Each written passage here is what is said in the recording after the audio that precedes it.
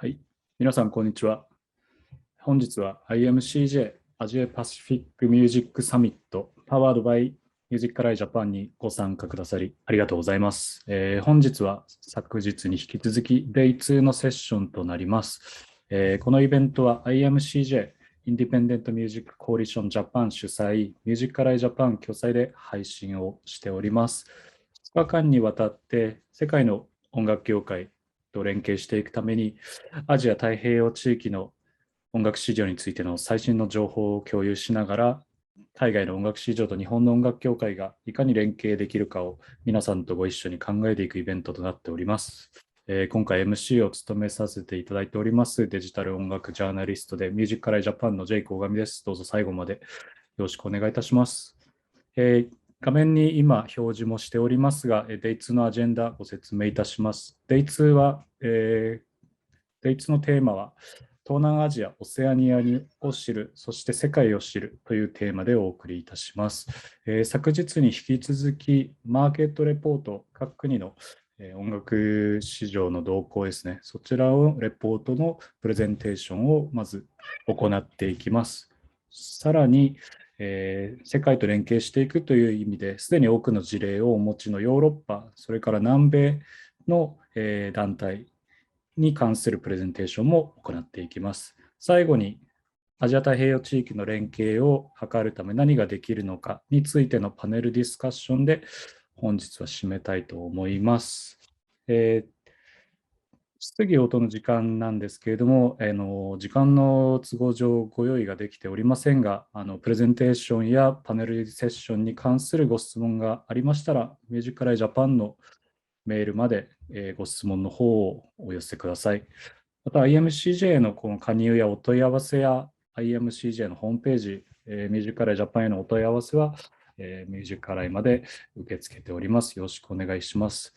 あと、アンケートも行っております。アンケートの方が、今、チャットの方に流れてきておりますが、アンケートにもご質問を書く、欄もありますので、そちらの方でも投稿、ご記入くださって構いませんので、ぜひよろしくお願いします。それでは、今日は最初のマーケットレポートに移りたいと思います。オーストラリアのサウンズオーストラリアから、ドムアレッシオさんによるマーケットレポートをご覧いただきます。それではお願いします。Welcome to this market presentation on Australia. My name is Dom Alessio. I'm the digital export producer for Sounds Australia. I'm a white male. I have a short dark beard. I'm wearing a blue t-shirt, a grey Akubra hat, a classic Australia hat. I have a white wall behind me, and hanging on that white wall is a painting of a monkey wearing headphones. I'm coming to you from my apartment in Sydney, Australia. These lands that I'm on for the past 60,000 years have been the traditional lands of the Gadigal and Wongal people of the Eora Nation. So before I start this presentation, I would like to pay my respects to their elders past and present and acknowledge their continuing connection to this beautiful land. So for the next 15 minutes or so, I'm going to give you a brief overview of Australia and the music market here.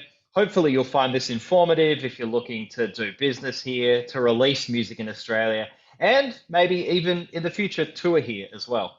So I'm going to minimize myself so you won't be able to see me, but you'll be able to hear me, and that means you'll be able to see more of this presentation that I've got for you. So who is Sounds Australia? We are Australia's music export initiative, established to provide a cohesive and strategic platform to assist the Australian music industry in accessing international business opportunities. Sounds Australia was established in 2009 and is a joint partnership between the Australia Council of the Arts, APRA AMCOS, the Australian Government, ARIA, the PPCA, and state government agencies. So let's give you a snapshot of Australia. Here is Australia overlaid across the United States of America. Australia is a very big island. The population of America, around about 350 million people. Australia does not have a population that large. Australia's population is around about 25.7 million people. Roughly half the population lives in 3 capital cities on the East Coast: Brisbane, Sydney, and Melbourne. And as you might be able to see on your screen, I just wanted to give you an indication of how far it is between those three capital cities. If you wanted to drive from Brisbane in the north to Melbourne in the south, it would take you almost 19 hours. With 89% of the population living in urban areas, Australia is one of the world's most urbanized countries. By landmass, Australia is the third largest English-speaking country. Like I mentioned, it is a big island, 7.6 million square kilometres.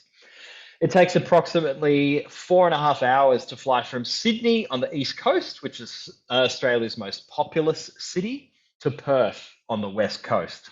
So if you're thinking about one day doing a tour in Australia, while you could drive between the capital cities, it's probably more economical and quicker to fly between and to fly to the capital cities. And the median age for the capital cities in Australia is 36.5 years, and that is younger than the rest of Australia, which is 41.4 years.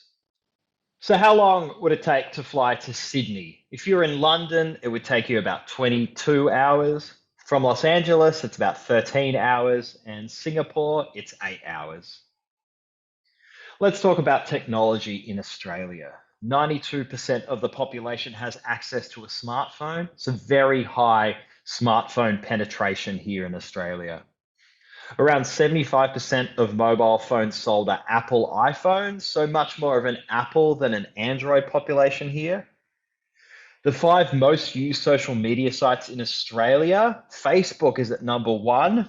90.3% of people aged over the age of 13, when they were surveyed, said that they'd accessed Facebook in the past week. YouTube was next, very close. 87% is that figure. And there's a bit of a gap between YouTube and Instagram. 47.8% of respondents said that they'd accessed Instagram in the past week.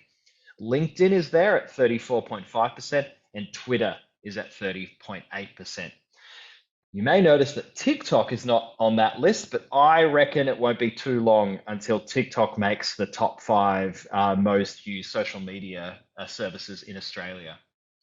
I also wanted to show you the top 5 news and media websites. I think these sites would be really great if you want to access them and get a broad overview of what's happening in Australia and what's popular here. So the top news and media website is ABC News. ABC is the Australian Broadcasting Corporation. So that is our public broadcaster. News.com.au is at number 2. Yahoo.com at number 3. 9news.com.au at number 4.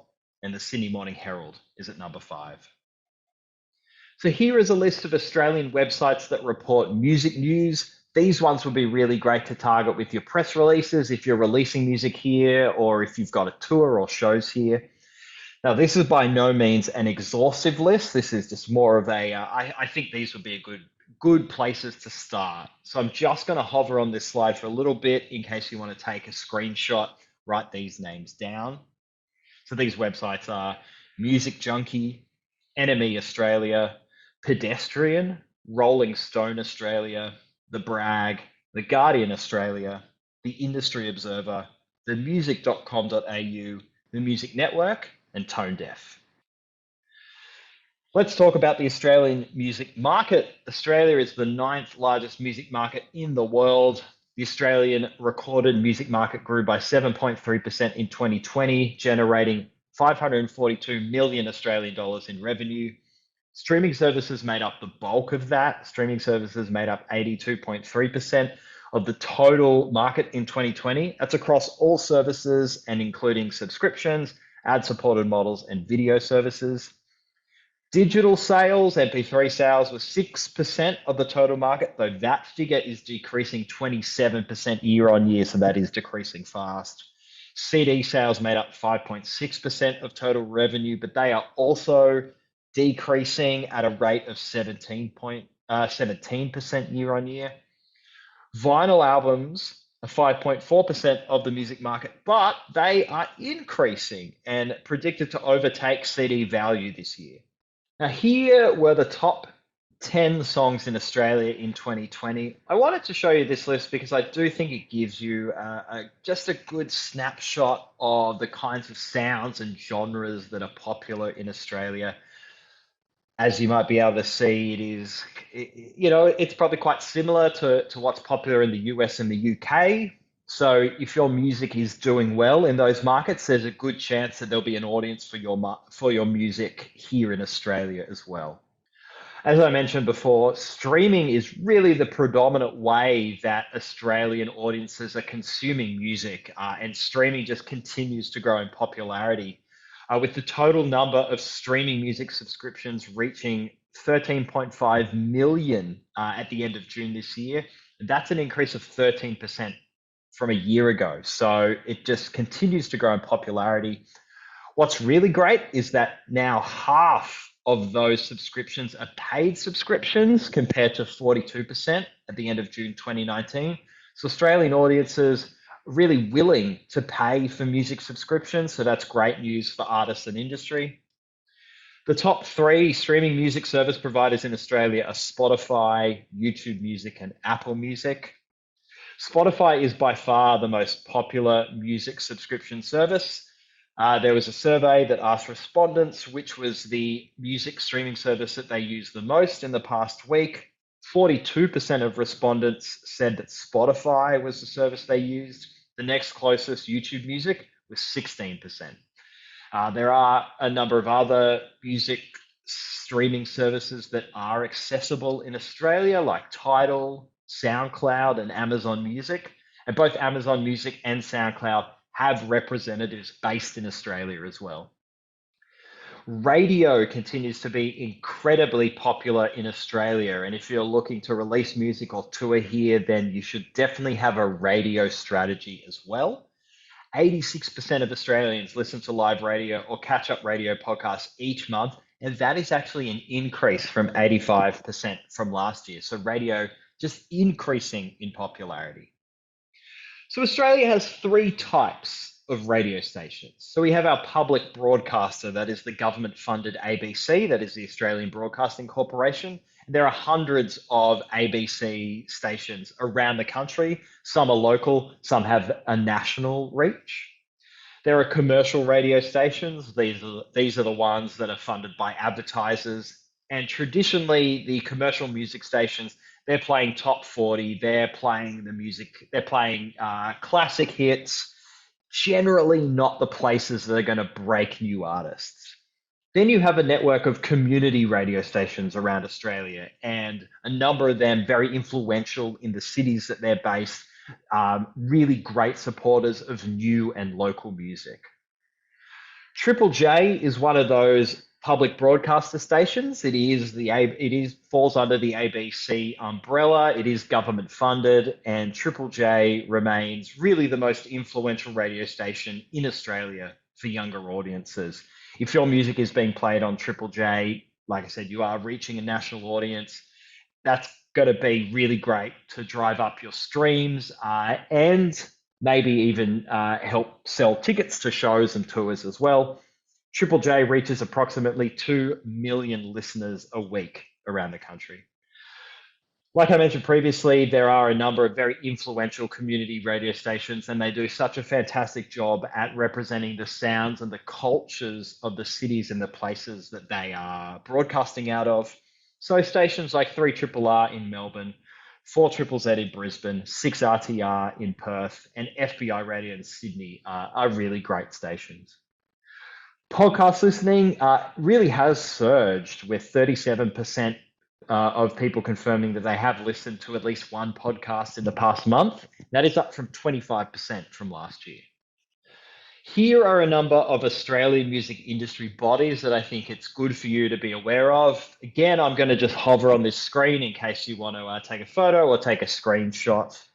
So you have ARIA, which represents the recorded music industry, PPCA, which licenses recorded music, AIR, which represents the independent music sector in Australia, and AIR is also a member of WIN, which is the Worldwide Independent Network.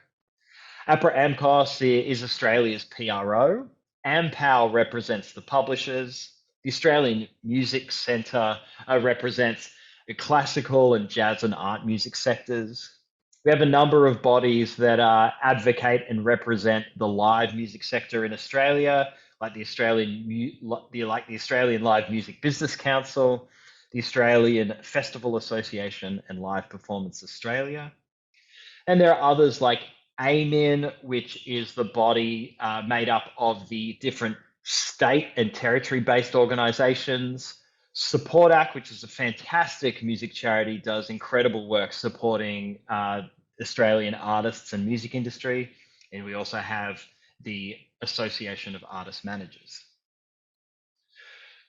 So it is a bit of a funny time to talk about the live music industry in Australia. Like many countries, Australia is still feeling the effects of the COVID-19 pandemic. And while there are a few places in Australia where live shows are permitted, we're definitely not in a position where national tours are at all possible. So these are the latest figures that I could get for you. And I do think it does represent the popularity of live music in Australia. Pre-COVID in 2018, $2.16 billion was generated through ticket sales, and over 26 million Australians attended live events in 2018. Australians love live music. They love festivals. And that figure, it was a 14% growth in attendance and 15% growth in revenue nationally from 2017. Australia has long maintained a history of reputable promoters at all touring levels. At the end of 2018, Billboard did their list of the top 25 global promoters, and 3 Australian promoters made that end of year list. Frontier Touring was at number 3, TEG Dainty was at 14, and Chug Touring was at number 15. So I guess that does beg the question, will Australia's live sector recover after COVID-19? I'm very optimistic and I'm going to say definitely yes, it will. There was a study commissioned by the Live Entertainment Industry Forum this year, and it revealed that 3/4 of Australians consider live events to be an important part of their work, social and family lives. Like I said before, live music, live events, festivals, very important to Australia, very much ingrained in the fabric of Australian culture. More than 50% of the 35,000 consumers that were surveyed by Leaf, they said they were happy to attend live events regardless of how large the crowd was. And only 12% of respondents said that they were uncomfortable with attending events with a large crowd. That says to me that once restrictions are eased and Australians can get back out to see live events and live shows, that they're really, really excited to do that and really willing to get out there. What might be interesting to you is that more than 80% of respondents indicated that they consider international artists to be a significant or very significant factor in their decision to attend live events. So Australian audiences really excited about seeing artists from different countries. And only 5% of survey respondents were recorded as saying they would not be impacted if international touring did not return in 2021. Again, to me, that says very, very large part of the population is just really ready to get out there and see live music again. So I hope that gave you a good snapshot of Australia and hopefully you gained something out of that. If you'd like some more information on Australia, if you'd like to get in touch with us at Sounds Australia, there's a number of ways that you can do that at our website, soundsaustralia.com.au. info@soundsaustralia.com.au is our email. If you email that, you'll reach the entire team. You can also find us on Facebook, Instagram, Twitter. We're also on LinkedIn as well. Just search Sounds Australia. My name is Dom Alessio. Thank you for watching this presentation and have a great rest of your conference. はい、ご覧いただいたのはオーストラリアサウンズオーストラリアからドム・アレッシオさんによる、マーケットレポートでした。例えばコロナが明けて海外でツアーをする、海外でライブをするっていったときに、例えばオーストラリア、ニュージーランドなど検討されている方は、サウンズオーストラリアの方までもコンタクト取ってみてはいかがでしょうか。というところで、次はその今、出ましたニュージーランドについてのマーケットレポートになります。インディペンデントミュージックニュージーランドから、ディラン・ペレットさんによる、マーケットレポートを今度はご覧いただきたいと思います。それではよろしくお願いします。Kia ora, and thank you to Takuya and IMCJ for inviting me along to participate in the Asia Pacific Music Summit. My name is Dylan Pallett. I'm the General Manager of IMNZ, and I'll be giving you a quick rundown of our music marketplace.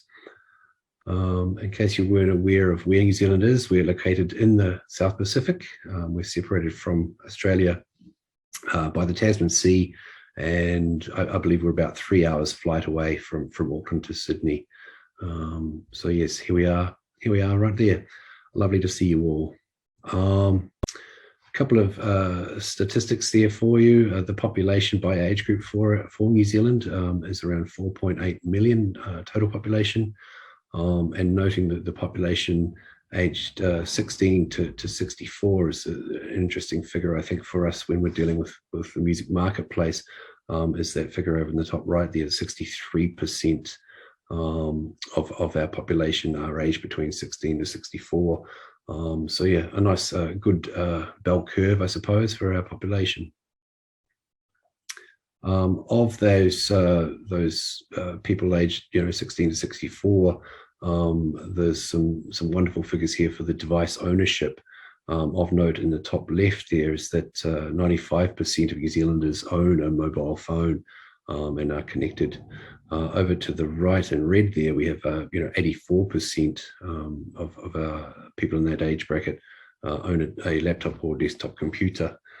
But on the other side, the bottom right there, you can see the virtual reality devices, where we're still a ways to go. At the moment, only 3.6% of the New Zealand market has them, so it's not really impacting us in any meaningful way at this point. But I'm guessing that will grow over time. Moving on to the online content activities that we consume. A whopping 94% of us watch online videos. So we're talking about YouTube, etc. Twitch and TikTok are growing here, that's for sure. And I'm really excited to see what the data comes out from market research for those guys. And then also noting that 63% of us, that figure in the green in the middle there, 63% of us listen to music streaming services, which I find incredibly positive, and is reflected in some of the market figures that I've got for you a bit later on. Speaking of, here is the revenue summary for 2024 for New Zealand, noting a steady climb year on year. Streaming is largely responsible for that return to pre-2005 levels of revenue and the continued growth that we've seen in the last 10, 15 years. Noting that 2020 was quite challenging, although we did not see it being as impactful as we actually expected. It's merely just sort of flattened out our growth, and so we're hoping times to come that it'll keep increasing. The 2020 figures are the ones directly in the middle there, that middle stack, and then going back to 2018. So you can see we have been building, but it's still a steady climb for us. Within those stacks, at the top there is the sync income. That sync revenue remains steady across the last couple of years, and the downloads underneath that are showing a gradual but inevitable slow decline in our market. We have physical sale products still continuing to build. I believe 2020 would have had an impact on that. At least the COVID-19 outbreak would have had an impact on that for the 2020 figures. However, we still have a very vibrant physical sales market. The public performance is the next one on the list there at 13.8 million. That remains a relatively steady income, although again with the COVID impacts, we've seen a bit of a decline over the last 12 months or so. I'll show you some more detail on that in the next slide. But overall, streaming is the one for us. Streaming now has 78% of that wholesale revenue in the New Zealand market, as you can see that graph on the extreme left there. So onto the public performance and communications side of things. In 2020, as I mentioned earlier, there was a notable sort of drop in revenue from radio licensing. You can see there from 7.3 to 6.3 million at the bottom of the stack in the middle. Television's remained pretty much as it is. We only have a couple of TV stations, and they just have a rollover of various public performance licenses. The actual public performance income at the stack, or revenue at the stack there at the top of the stack, is due to I would say due to New Zealand's COVID restrictions and lockdowns that we've had. Many live venues and many tours and events have either been closing their doors or cancelling or postponing, and therefore there's a lack of income, which is kind of reflected there for 2020's revenue there. The radio revenues, the pie graph on the left there, shows that radio is still important, with 46% of our total income, total revenue. So it is an important thing for us. We have a number of commercial and pop radio stations. We also have a lot of community radio stations and iwi networks that support the New Zealand music makers and obviously international artists as well. Onto the streaming units per quarter, just diving back into that and just showing that in New Zealand at least, we have a vast majority of streams are coming from international artists. The international side of things is represented by that orangey yellow bar in the graph there, and the New Zealand artist streams are in the black right at the bottom. The New Zealand marketplace has changed dramatically over the last 10 to 15 years, with the way that we consume music has moved now well into that streaming environment. The units themselves have been steadily building. When I say units, I mean this is the tracks that are being monitored and consumed by New Zealanders. That number has been building and building over the last couple of years, and now this is the quarterly report. I can show you that we're around 2 million streams each quarter in total, as an average, and we can only see that growing in the time to come. Just a note there that, as I said earlier, the New Zealand artists represented there are quite small. They only represent about 8.8% of the total, and so the vast majority is from offshore. Looking at the actual sales of the singles and albums in 2020, which our charts here are measured through streams, and a portion of through streams and actual physical downloads and physical units sold. This kind of shows a bit of a different story in terms of New Zealand artist representation than that previous streaming slide I showed you. In that New Zealand artists are well represented. There's some very, very healthy sort of recognition and sales for New Zealand artists in the New Zealand community, which is absolutely fantastic. At the top there, LAB is the number one single for 2020. They are a very popular funk reggae New Zealand artist, incredibly well received here in New Zealand. They're currently selling tickets for the Western Springs Stadium show in January next year, and that's a 55,000 capacity venue. And that's something that's been achieved previously by another New Zealand artist called 660. They've done that twice now. So there is a lot of healthy respect for New Zealand artists and a lot of support from the New Zealand audiences. You can see later in there in the chart there is Josh 685. There's Benny is in there at number 8. Drax Project are in there at number 10. And I think there's even Tones and I, the lovely Australian artist Tones and I, even get a look in on that chart too there at number 6. So the singles chart is really strongly competitive amongst all the New Zealand artists, and sometimes it can be hard for the Dua Lipas to get a look in. Onto the album sales. The biggest albums is again dominated by New Zealand artists, in particular 660, with all 4 of their releases listed there in that top 10. LAB are another strong following in there with their third album at number 7, I believe. And then the rest of the field is the usual sort of pop artists like Taylor Swift and Billie Eilish, Lewis Capaldi. But yeah, it just sort of demonstrates to you that New Zealand artists really do benefit from the New Zealand audiences and their support. And I love the fact that 660's label is called Massive, because they really are.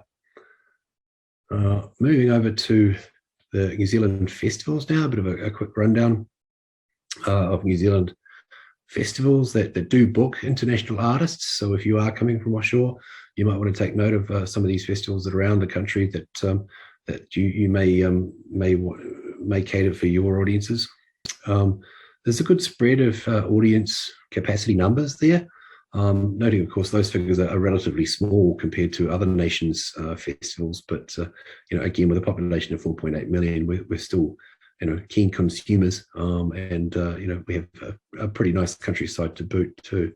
The location of these festivals are generally all around the regions. They're not centrally located in any of the 4 main centres or in Auckland, for example. So you can see some of that nice countryside if you do plan on coming here and playing and touring here. Some of those festivals listed there are genre-based. For example, the One Love Festival in the middle there, One Love in Tauranga, 15,000 capacity.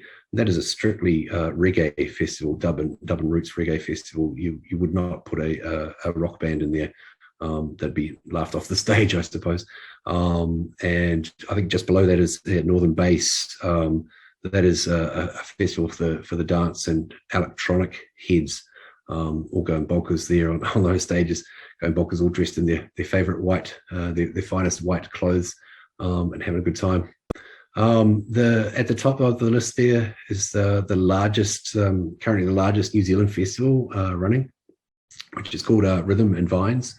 It takes place in Gisborne over New Year's Eve. They run that for 3 days over New Year's Eve, and basically celebrate in Gisborne, which is one of the first places in the world to see the new dawn, shall we say, in terms of time zones.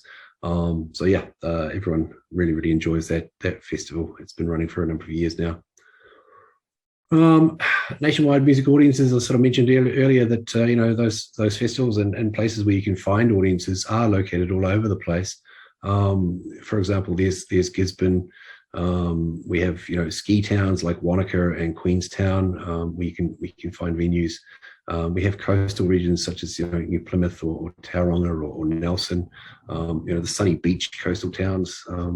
You can find places to play alongside the main centres like Christchurch, like Auckland, where I'm living. Also Wellington, which is our capital city, and then finally in the deep south in Dunedin. So yeah, there's a lot of music lovers out there, and yeah, I'd encourage anyone to come over and have a look around. Just a bit of an overview about IMNZ, which is the non-profit trade association for independent people. That's what I'm been the general manager of for 10 odd years now. We have increased our membership to 238 members, which includes record labels, self-released artists for the most part, and managers, publishers, and distributors are also invited to be a part of our community. Our current values are to advocate the interests of our members and the New Zealand music independent, the New Zealand independent music sector, advocating on behalf of our members when we're talking to government about COVID relief packages for the music sector, to help alleviate those cancelled tours, or the rescheduled release release dates and marketing plans and promo plans, and all the loss of income that comes with that. We certainly are part of the music sector that's asking for the help and the support where it's needed.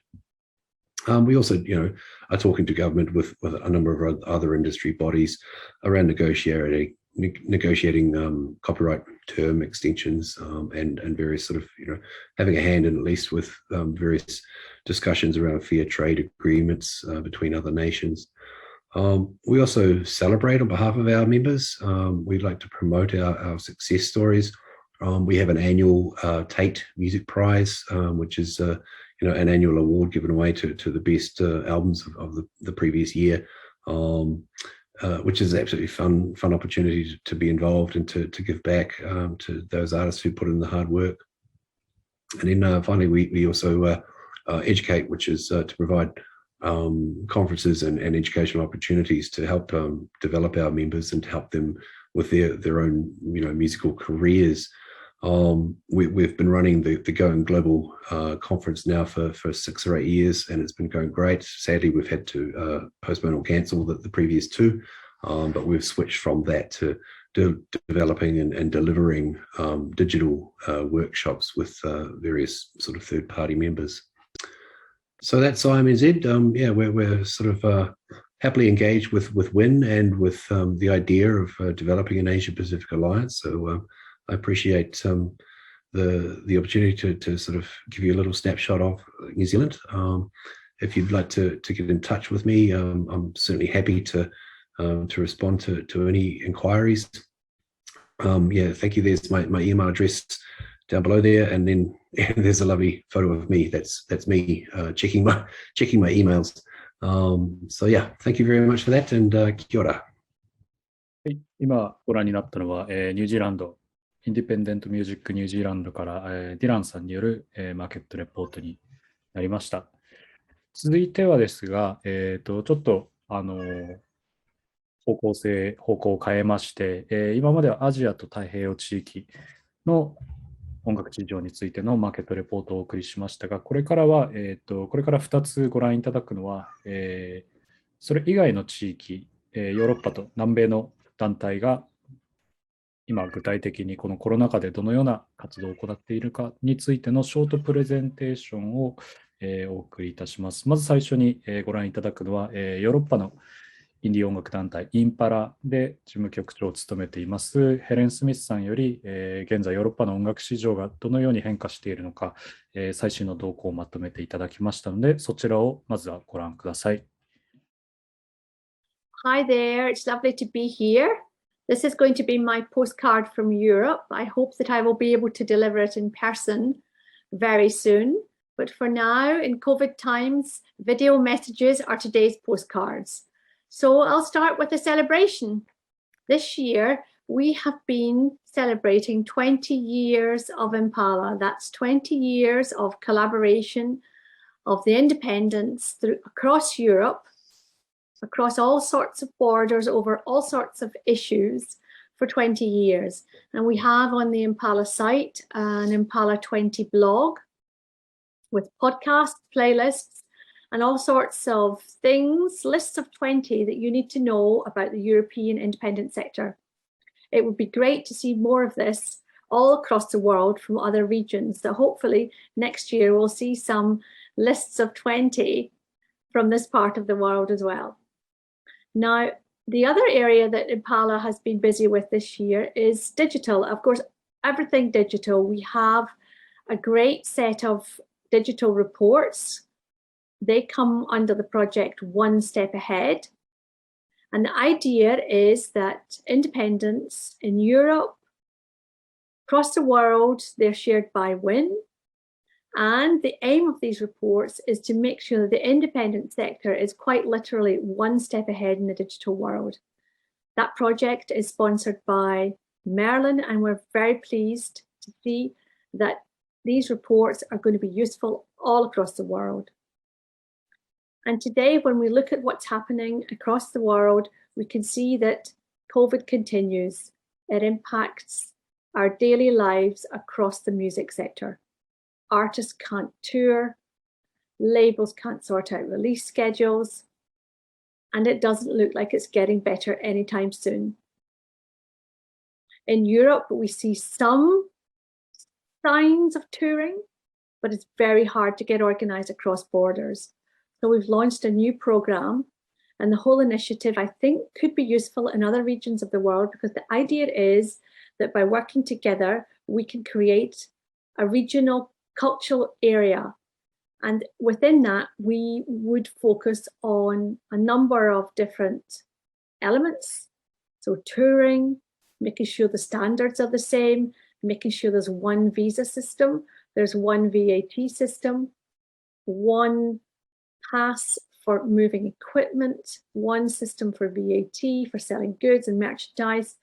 All of those elements are crucial to facilitating efficient touring, and we're working on this with the International Artists Organization, and that's something which we really hope will see the light of day in Europe and could be a great example elsewhere in the world.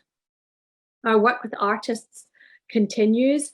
We're looking at what happens in Europe about performance revenue. We can see that some countries without their own domestic rights are starting to collect in Europe. There's a court decision that we're working very hard to have reviewed. And at the same time, we continue to push for performance rights to the highest level across the world. This is a fundamental area of revenue. And we think that Europe has the power and the possibility to encourage countries like America, elsewhere, to have full performance rights. It's fundamental to COVID recovery. It's fundamental to artists' careers. And again, that's something we're working on with artists. The other area, of course, is maximizing digital revenue.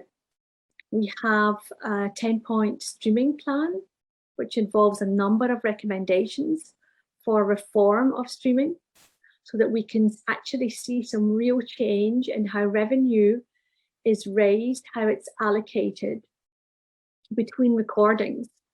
And we think that this will see a massive change swiftly in making sure all artists are able to capitalize on the huge growth in digital revenue. At the same time, we can see in Europe that when you adjust for inflation, the digital market and the physical market combined are still only 35% of the overall market when it was at its peak.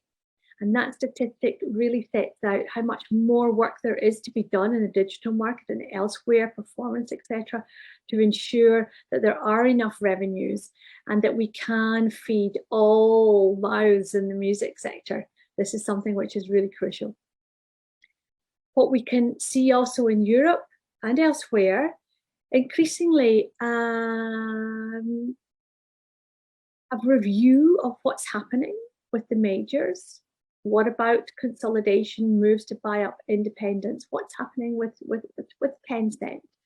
What's happening with the majors? In the UK, in the streaming inquiry, we see more and more scrutiny, and in particular, competition regulators are going to be looking more and more into these deals. They will want to know whether or not it is in the public interest for the majors to remain as big as they are, for companies like Tencent to have strategic partnerships in the music sector. This is an area which will evolve very, very swiftly. Another area which we see evolving very fast as well is sustainability. Spotify made a recent announcement that this is a top priority, that it's offsetting all carbon from all of its streams, and that's including the carbon caused by individual streams by subscribers. This is a massive, massive initiative, and it's one that we welcome. In our Charter on Sustainability, which we launched last year, we really set out a fundamental vision for reducing carbon, setting targets in Europe, making sure that we have the means to measure. So we have a carbon calculator project that we're working on. We crowdfunded that over the summer, and it's getting off to a great start. So this is a real hot topic in more ways than one. The last item I wanted to mention is diversity. And this month, on October the 21st, it will be the anniversary of our Diversity and Inclusion Charter. So we'll be issuing our very first diversity annual report. That's something we're really excited about, because we can see already by making some small, some significant changes in how we operate and how our members work, that we can make a difference. We can promote more inclusive practices across the music sector. We also launched a survey on diversity in the independent music sector. We believe that's the first one anywhere in the world. If anyone's interested in looking at the questions and using that locally, please get in touch.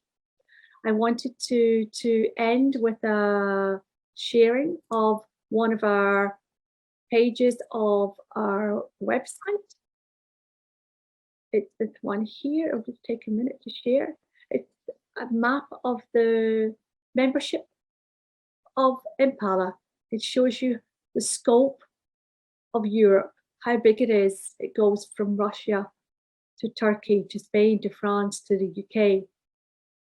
I also wanted to share with you another page on our website, because I think that's a great source of data, of all information on all the projects that we're working on, whether it's collecting societies, whether it's live streaming, all about the Impala 20 blog I mentioned, sustainability, the top priority of maximizing artist revenue, the debate in Europe and elsewhere across the world about equitable remuneration, what's happening there, the touring initiative I mentioned, the GCAT pass, so everything that's going on in Brexit is there too, the One Step Ahead project I mentioned here, and of course, looking back as well as forward, we remind ourselves about the WIN Fair Digital Deals Declaration, and information is here about that. That's again a groundbreaking initiative to really promote artist revenue in the digital world.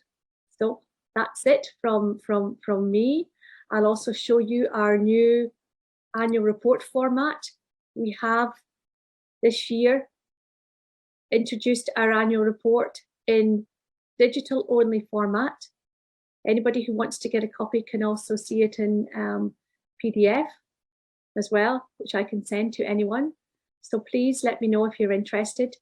It's a great format, and we believe that this working together to create new initiatives and new online ways of communication will make a massive impact on our carbon footprint, make a massive impact on our ability to work together and improve our climate performance. So I hope that next year we may be able to see each other in person. But for now, I wish you a great conference and see you soon. Thanks very much. Bye.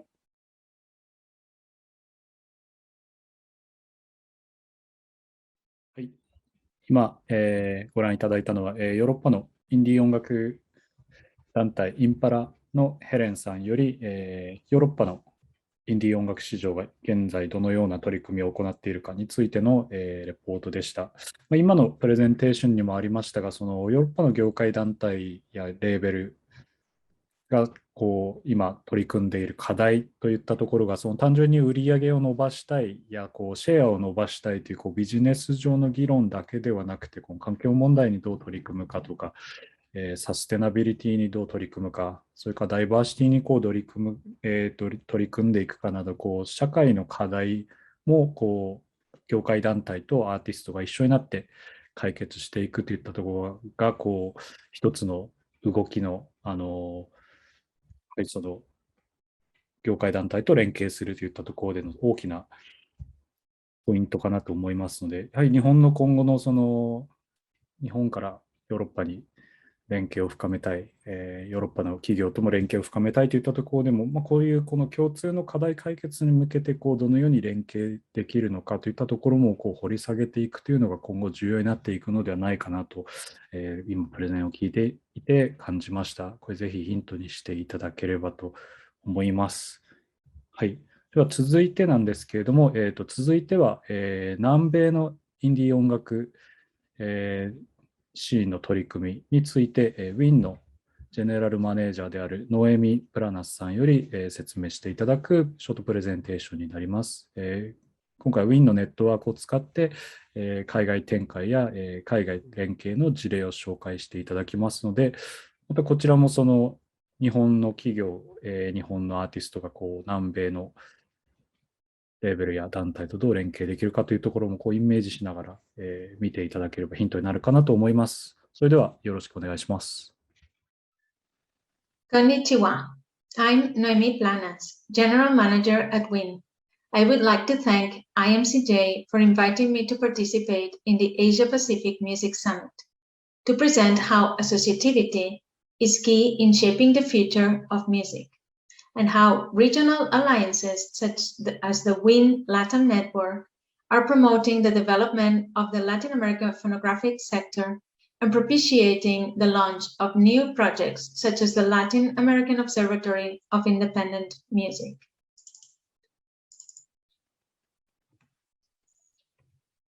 WIN, the Worldwide Independent Network, is an international organization that brings together independent music trade associations throughout North and South America, Europe, Asia, and Australasia, representing thousands of companies and professionals worldwide.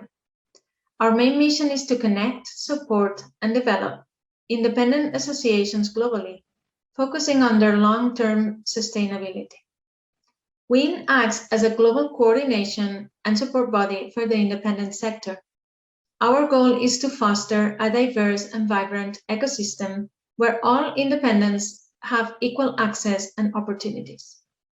Our main missions are to advance, assist, and educate the network of independent music associations, facilitate communication, knowledge sharing, and cooperation between the members, develop associations and representations in new markets and regions, promote cultural diversity and a level playing field for the independents, and champion the value of independent rights and improve industry standards and infrastructure.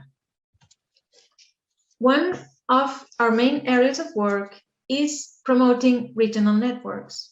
These are collaborative platforms where independents can effectively exchange knowledge, generate strategies, and design solutions that contribute to the development of the music sector in their own markets and across the region. The WIN Latam Network operates as a cooperative forum, discussing challenges, promoting dialogue, and creating opportunities for sound recording right holders and their trade associations in Latin America. It consists of the existing trade associations in the region, ASIAR in Argentina, ABMI in Brazil, and IMCJ in Chile, plus UFI in Spain, and individual companies from other territories where there is currently no trade association, like Mexico, Colombia, Peru, Ecuador, Uruguay, Paraguay, Bolivia, Costa Rica, and so on. WIN assists with general coordination. The main objective of the WIN Latam Network is promoting associativity and capacity building in the Latin American region, building bridges of understanding and cooperation between the different territories. We achieve this through in-depth discussions, networking, awareness raising, and practical assistance. The network was launched in 2020 and met several times throughout the year to work on issues such as COVID response, digital opportunities, and performance rights management in the Latin American region. The collaboration and exchange of participating associations, ABMI, ASIAR, and IMCJ in this regional network has been key to the success of the Latin American Observatory of Independent Music. Promoted by the local trade associations with the support of WIN, and developed by the Digital Observatory of Chilean Music in collaboration with WIN's research project WINTEL, this initiative seeks to characterize the independent music ecosystem in the Latin American region. Data will be collected from 12 countries: Argentina, Bolivia, Brazil, Chile, Colombia, Costa Rica, Ecuador, Mexico, Panama, Paraguay, Peru, and Uruguay. The focus is on gathering, analyzing, and making information available online, allowing a better interpretation of the reality of these territories to optimize decision-making and promote the consolidation of the region at a local and international level. The spirit behind this project and the WIN Latam network is to consolidate a collaboration network throughout Latin America, promoting a model of associativity that facilitates the structuring and professionalization of the music sector. In the next panel, we will discuss how an Asia-Pacific alliance can help shape the future of the Asian region in a similar way, following the example of Impala and the WIN Latin Network. はい。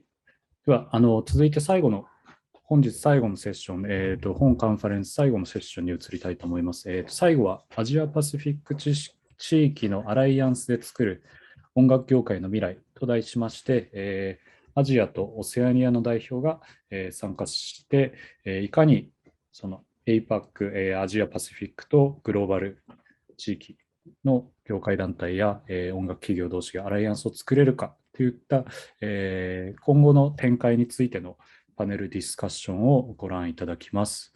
参加者は、DAY2 で、レポートをしていただいた韓国リアックのジェフリー・チャンさん、それからニュージーランドインディペンデントミュージックニュージーランドのディランさん、WIN のノエミさん、それして、オーストラリアの団体、オーストラリアインディペンデントレコードレーベルアソシエーションの会長のマリアさんです。で今回の、ファシリテーターは IMCJ 顧問で、WIN の理事を務めています、弁護士の山崎拓也さんにお願いしております。それでは、お願いします。Okay, hello everyone. Yeah, my name is Takuya Yamazaki. I'm from IMCJ, and today we have really distinguished speakers from around the globe. We are all WIN members, WIN family. So we always, talking about the how indie communities contribute to the industry worldwide. So the Noemi has just done a fantastic presentation on the LATAM network. So today here we're going to talk about the potential or possibility of the alliance in Asian Pacific region, how we can work together, or what can be the benefits which we can get from the alliance. So I think just as an introduction, I think there are 3 points which we can possibly talk about as the benefits of the Asian Pacific Alliance. And the first one is sharing the knowledge about the business practices or contractual practices. And just from my experience in the Japanese market, when we first introduced Merlin into the Japanese market, almost nobody know about how Merlin works, or what's the kind of common business practices in streaming world. So Merlin was kind of a mentor for people in the Japanese market, and we got to understand what's the reasonable condition under the streaming economy. So I'm based in London. It's been interesting to see the discussion around streaming economy, like what percentage is appropriate for the DSP, or what could be the share, the fair share among the stakeholders, like rights holders, a DSP, or something like that. So that type of discussion was really informative, and we haven't had that kind of the discussion in Japan. So this is kind of a typical example of sharing the knowledge, the importance of the sharing knowledge. But Noemi, you've been heavily involved in the LATAM network. So I think many of the Latin American countries have a kind of to some extent a similarity in the market. But what have been the challenges or the benefits which you have seen in the alliance? Yes, thank you, Tak. So WIN, well, if you saw my presentation earlier, I explained what we do. And one of those things is facilitating the communication and knowledge sharing between all our members worldwide. And we do that constantly, and also through an annual meeting that we have, WinCon. So that's always been the case. But we also, I think, saw that there's some differences in the speeds and the cultures of different regions.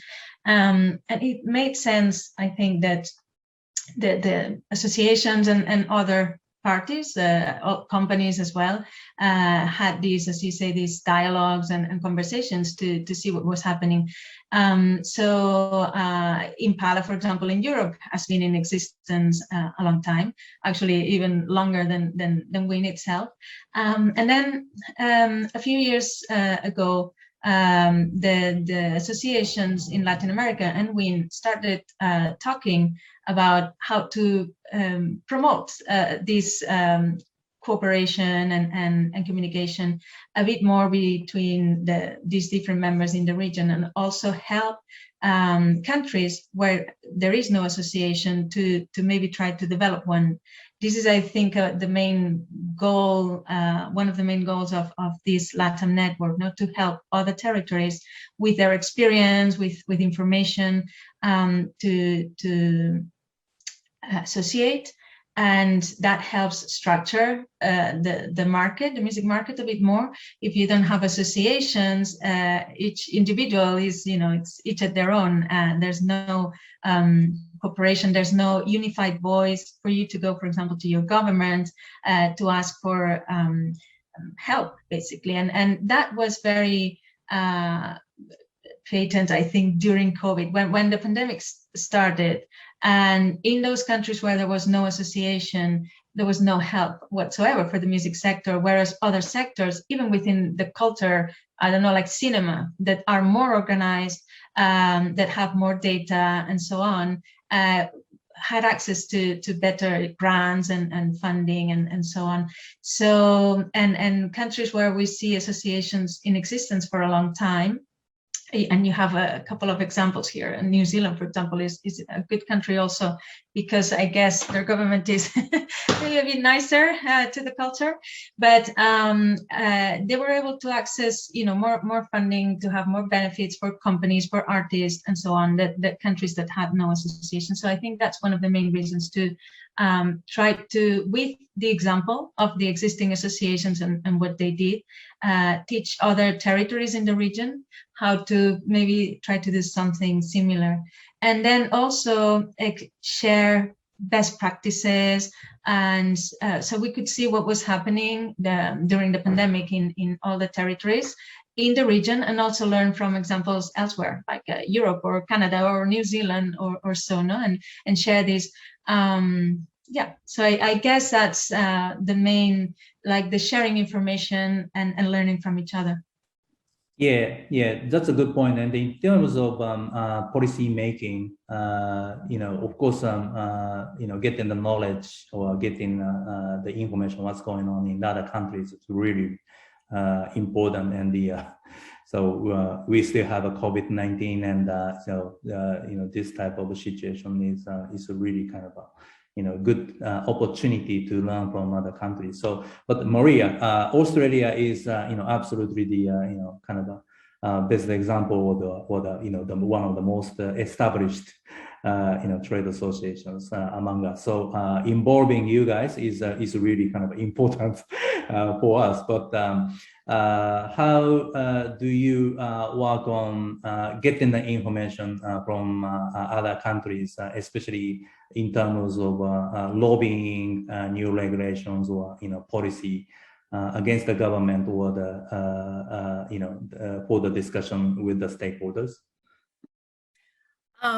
We've got lots of industry bodies in Australia, and lately, because of COVID, we've all been collaborating and meeting and having a chat and discussing what we need from government, and that's been effective. And we're also talking about what we want from government out of the next election, because we've got a federal election here next year. We're also in COVID, just like you. Melbourne's on 235 days of lockdown with the curfew. If you're watching the news, there's riots in the streets, a bit embarrassing, but that's where we're at. And but, you know, people are still trying to release music and find other ways around the mountain and trying to stay positive through this crazy time. And, you know, that's been one benefit, I suppose, that the industry's coming together and having a chat, you know, about how government can help. And we're also reframing the language. Instead of saying to government, come and help us, we're decimated, it's like, come and invest in us, because we have flow-on effects to many other industries and we're a vital part of the Australian economy. So you must, you know, investing in us is a smart decision, because there's lots of benefits and growth and progression, and we can help you achieve your election outcome. So that's the language we're trying to use, rather than help, we're devastated, try and fix a hole in the bucket, because, you know, that gets tiresome for government. Plus, it's taxpayer money, so they want to see a return on their investment. Yeah, that's a really great point. And the what we learned from you know, Impala or you guys is the fact that the you know, you show evidence, you know, how music industry contribute to the whole economy of the countries. So this is really kind of a significant, you know, for us. You know, we tend to be, you know, really kind of you know, asking for money, you know, without showing evidence and, oh, please help us or something like that. But, you know, that type of plausible or, you know, convincing discussion or the figures to show in the constructive discussion is really important. And yeah, this is something which we have learned from other countries.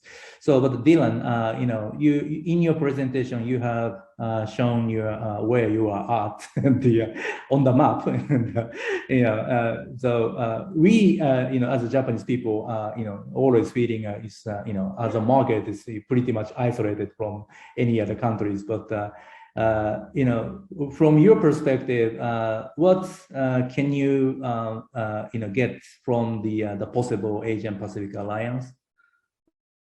I can get a couple of things, hopefully, but first I'll sort of come back to the policy making sort of thing. And Maria, I know you've been involved in the letter to the Australian government, the 5-point plan. It wasn't just a simple ask for money, but it was like 80 odd Australian organisations going to government and saying, look, here's a plan, here's a way forward that we can allow you as a government to help us. And we've done a similar thing here in New Zealand with a bunch of New Zealand music industry bodies, you know, writing directly to our New Zealand government and to our Ministry for Arts and Culture just recently, because we've had the second wave of COVID, the Delta variant, come through. You know, and we are looking for immediate assistance, but we are backing it up with the facts and the figures and you know, the relevant information that ministry needs to be able to make a decision. And that is with government here in New Zealand right now, and it's you know, it's pending an official answer back from government. So you know, that's something that we've been working on as a collective you know, musical community right the way through this whole pandemic, but especially so when we come to various, you know, variants that lock us down and stop all the live music venues from operating, and stop all the tours and stop all the record releases from going out. So yeah, that sort of a way of affecting policy through government is, I think, very, very important for our sector. And if we can help in some way for other territories to engage with their governments, then I think so much the better. And that, I guess, kind of answers your question, Takuya, of, you know, what are the things that I could possibly want out of an Asia Pacific alliance, is to have better communication and better networking between the territories. Given that, you know, there are challenges in the language barriers, there's you know, a bunch of different languages in the Southeast Asian market, and also you know, different systems that have been developing. I know we talked earlier before the call here that, you know, various nations or various territories have developed different telcos or have developed different, you know, streaming platforms. So you kind of have to unstitch what you've been doing in your territory and then go at it with a new view or a new frame of mind or frame of reference for each particular territory, be that Japan or Taiwan or China or South Korea or Malaysia or Singapore. So that's a challenge. However, I still think that having understanding and having cooperation between territories could only be of benefit to the independent rights holders, to the independent artists and practitioners that are working in those territories, to allow them to then explore outside their territories and come and tour here in New Zealand or tour in Australia. I think that'll be it for me for the moment. Yeah, fantastic. And we've already talked about the sharing knowledge about the common business practices and the policy making, working together for better policy making. But Jeffrey, Korea is undoubtedly the champion or the king of global marketing, and so we have been always following what Korea is doing, and but from your perspective, I think the digital marketing, sharing knowledge about the digital marketing, how we revolutionize the old-fashioned marketing methodology, or that type of stuff. I think this is something which we can learn from other countries, but of course, especially from you guys. But from your perspective, what can we work together on that type of marketing, or the sharing the knowledge about the promotion of the music? So I think first we have to say that for Korean music, K-pop and things like that, there was sort of a bit of a luck factor in that social media came about the way it did. If social media wasn't there, we might be in a completely different environment and there'd be a different story to tell. But because we're able to so easily share content, that's sort of one of the big factors about, I guess, digital marketing, or how Korean companies run their marketing campaigns. Like, one of the key things is just being present. And so with social media, you can always be there. And if you're making content and you are engaging with your community and your fan base, that's one of the, key success factors. And so I think, beyond those kinds of things, doing good marketing, doing good promotion in different countries, it's always good to have the local market information. How does the local market operate in this way? What are the best ways to access people? And having that information, you can refine your strategy, your method to be the most effective in those territories. And just as everyone's been saying, having a joint kind of TA or regional TA to help share this information, that's that would be extremely beneficial for not just Korea, but for everyone involved, trying to go whichever country they want to be going in. Yes, that's a really good point. And actually, in order for us, as a Japanese people, to find a reliable partner in each country, it's really difficult, right? So, and introducing someone. So, for example, if I have regularly I have inquiries from foreign countries, or for people from foreign countries saying that could you introduce someone who can distribute our catalog in the Japanese market or something like that. Then I started wondering, who can be the best person to introduce, and it's generally difficult because if you look at the Japanese market, more than 90% of the music consumption are about the domestic music or domestic catalog. So there are really few people to work on the foreign catalogs. But we do introduce someone to that type of in that type of situation. So I was going to say, sorry to interrupt there, Takuya. So I was going to say, to that point, then I think that's the beauty of trade associations, is that you have a point of contact in that territory that allows you then to say, my type of music is this, and I can go in this direction, or at least get some feedback as to how that music would operate in your territory. I guess to that point, having an Asia Pacific alliance would only encourage other territories in that region for example, Singapore or China to perhaps develop a trade association on their own. Absolutely, yeah. That's a point I was trying to make, and actually, when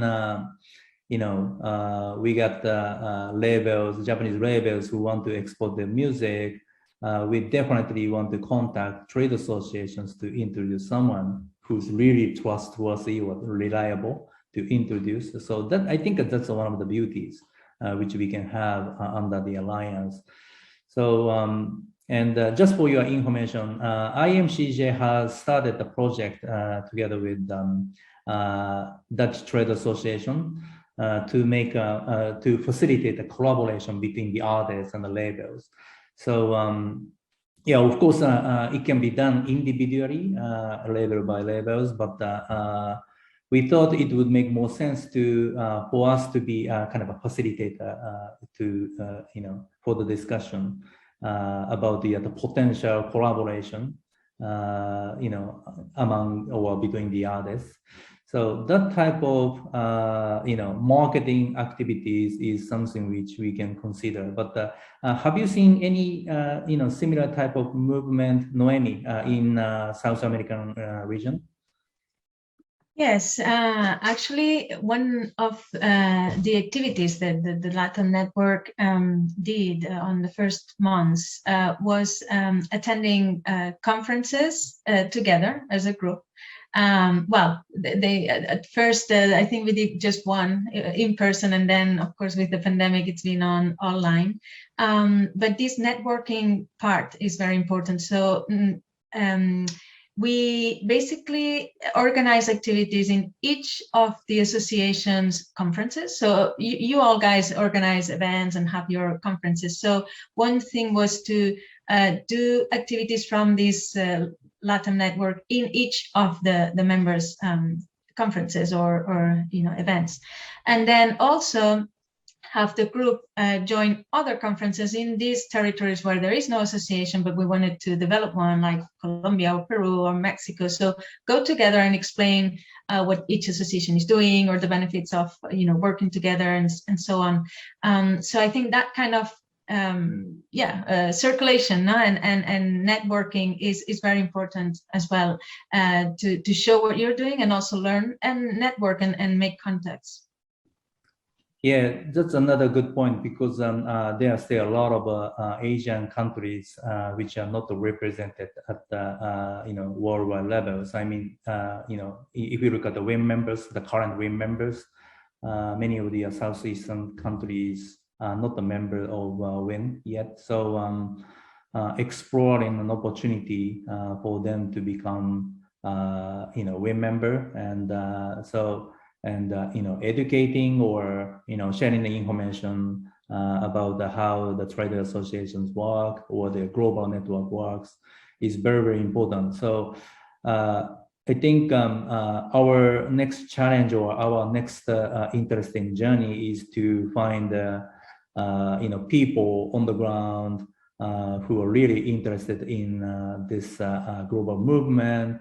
And of course, establishing a trade association in each country is a really big challenge. But what we can get, what they can get from that type of discussion will be significant. So again, we have had a lot of fantastic experience, based on the relationship with the Merlin. So it absolutely changed the whole kind of dynamics or the mindset of Japanese people in the Japanese music industry. So that type of joint activities to find the right people in each country is another interesting journey. So I think the concluding this discussion, I'd like to talk about the kind of a next step to move forward. So this is a really kind of inaugural conference of IMCJ talking about the Asian Pacific market. But I think holding this type of event involving as many people as possible would be kind of a really important activities moving forward. So I think sharing the information of each conferences, going global from New Zealand or IndieCon from Australia is another important activity which we can do for our members or potential members. So Noemi, just to conclude, from WIN's point of view, so WIN has a plan to, kind of a, midterm or long-term plan. So, but so from your perspective, under the current, climates, what can WIN do for indie labels worldwide, especially in, Asian Pacific region? Mm-hmm. Well, it's a big question. Well, we mainly provide resources to the trade associations, which then in turn communicate that to their own members. So of course, having a trade association would be a first, and then you join WIN and you can share all this knowledge and all these resources. We have different areas of work. We can help with performance rights, for example, is one, and also sharing all this knowledge about different updates about developments in streaming or all this, collaboration with Merlin as well, and etc.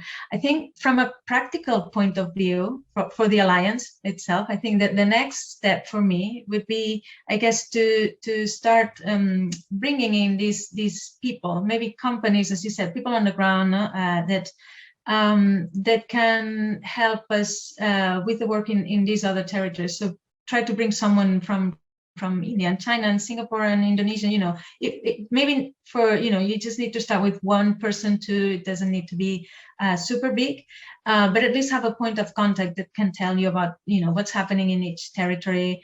And then following the example of Impala or the Latin network, it doesn't need to be just the associations. There's a combination of companies and trade associations. So even in a country where there is association, maybe you want to have someone in the Alliance that's just a company that has ties and business with other countries in the region, and it's has more contacts or is especially interested.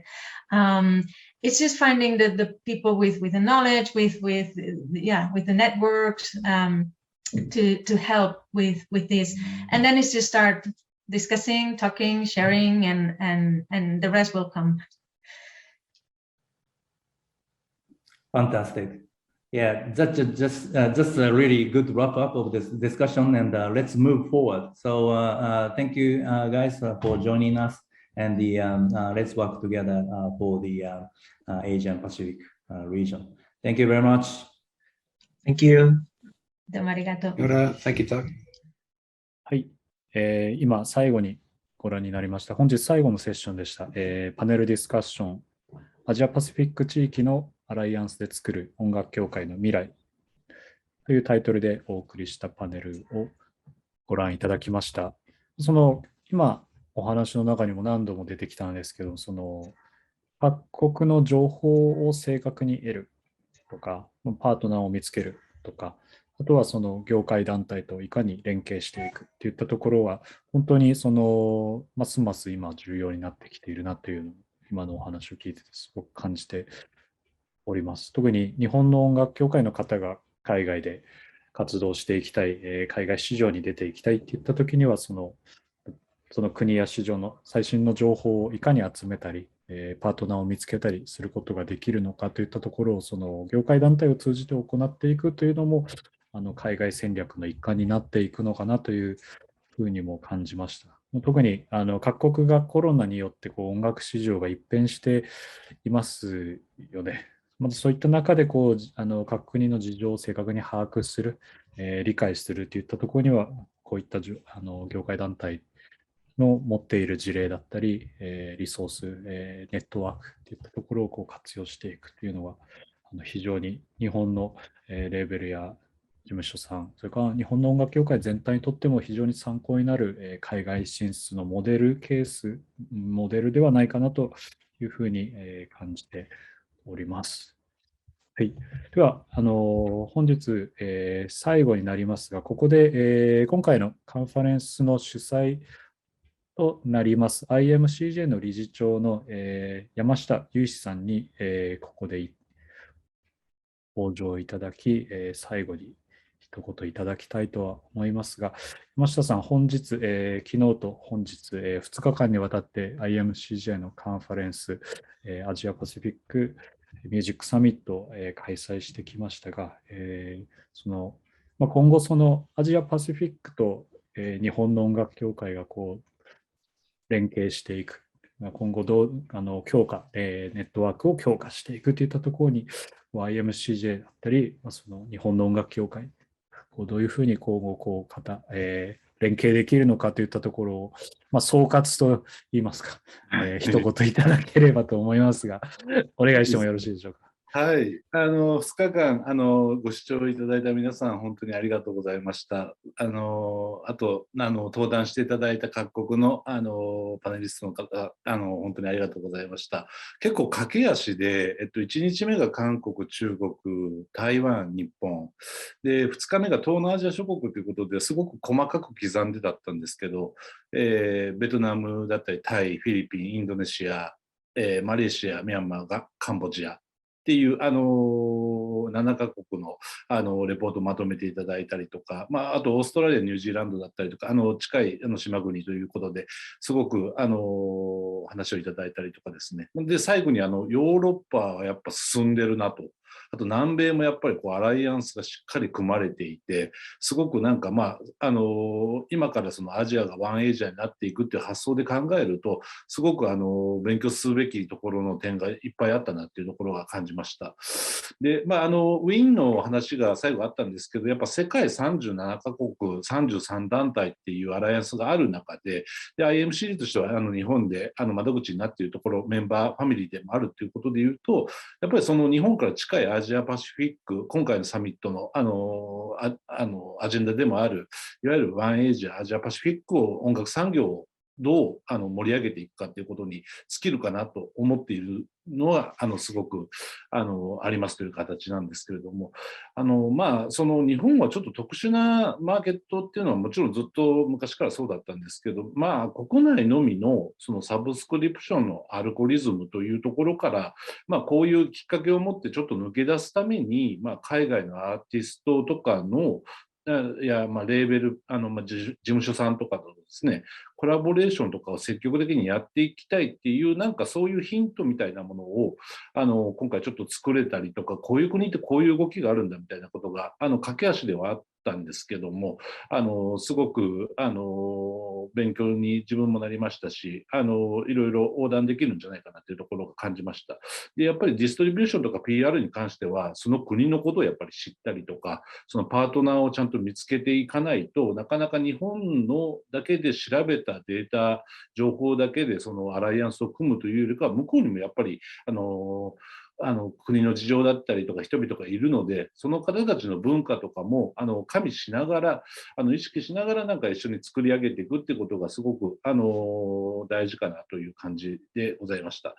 で、IMCJ としてはですね、ちょっと重複にはなりますけれども、他のWINメンバーと協力しながらこういったカンファレンスを随時やっていきたいなと思っておりますので、まずは日本とアジアのパシフィック地域の音楽業界を盛り上げていくっていうところで今回のサミットの方は締め切らせていただきたいなと思っております。すいません、駆け足ではありましたけれども、2日間どうもありがとうございました。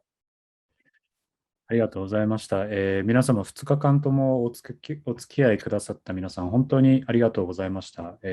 今後海外の音楽レーベル、事務所さん、音楽団体と連携、ビジネス、プロモーションを行っていく際に、ぜひこの IMCJ や WIN、各国の音楽団体の活動も有効活用していただければと感じております。ちょっと今後の告知のようになってしまうのですけれども、ミュージックアライでは、IMCJ と今後も連携しながら海外に進出したい日本の企業さんのお手伝いや、海外でビジネスを展開する企業の連携を図っていければと思っておりまして、次回、今度は、日本の企業さんと海外でビジネスを展開する音楽企業とつなぐ、ネットワークイベントを企画しております。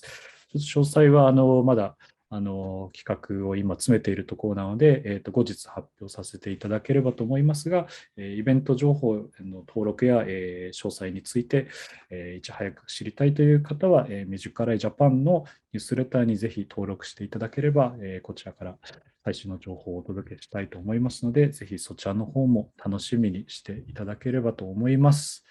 はい、それでは、2日間、皆さんご参加いただきありがとうございました。またこのようなイベントで再会できることを楽しみにしております。それでは、こちらの失礼いたします。